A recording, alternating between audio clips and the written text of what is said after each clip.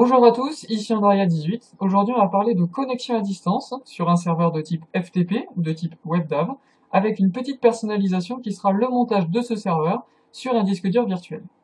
Alors, c'est une application qui s'appelle NetDrive qui vous permet de faire cela. Vous avez le lien de téléchargement en commentaire de la vidéo. Vous le téléchargez, vous l'installez et vous l'ouvrez, tout simplement. Alors, c'est un logiciel qui est en anglais, mais vous allez voir, il est très explicite. On navigue dedans très facilement. Donc vous avez un dossier site, un dossier public site, avec une liste de serveurs déjà enregistrés. Vous sélectionnez le dossier site, comme c'est fait ici, et vous cliquez sur New Site. Voilà. Vous donnez un nom au serveur ou au site auquel vous voulez vous connecter, tout simplement. Dans cet exemple, on va utiliser un serveur de type FTP. Vous avez deux choix sur le serveur type, FTP ou WebDAV. On va choisir FTP pour ce tutoriel. Alors, vous rentrez le site en tant que URL ou en tant qu'adresse IP.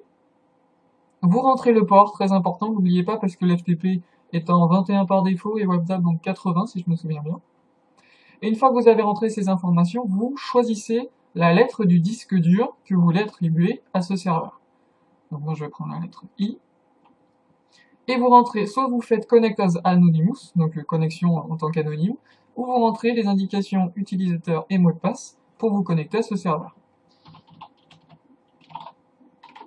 Voilà, et vous rentrez le mot de passe. Voilà.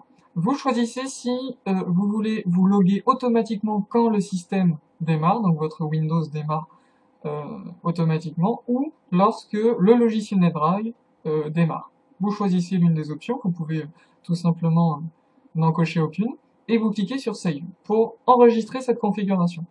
Ensuite, vous avez juste à cliquer sur Connect. Voilà. Et il s'est connecté à votre serveur FTP, il l'a monté sur un disque dur. On voit bien que dans ordinateur, j'ai mon disque local C et un disque qui s'appelle NetDrive at IT 2012, le nom que j'ai donné à mon site. Et dessus, j'ai tout ce qui contient mon serveur. Et vous pouvez interagir avec votre disque dur virtuel comme un disque dur normal. Je vais envoyer quelque chose sur mon FTP, je prends un fichier, je le mets directement à l'intérieur.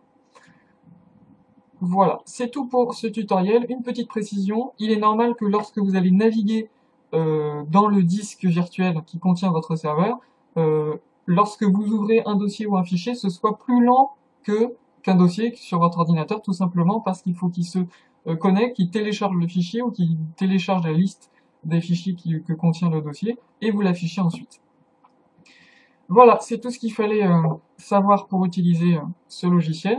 N'hésitez pas à poser vos questions en commentaire de la vidéo, à vous abonner à ma chaîne et à partager la vidéo si elle vous a été utile.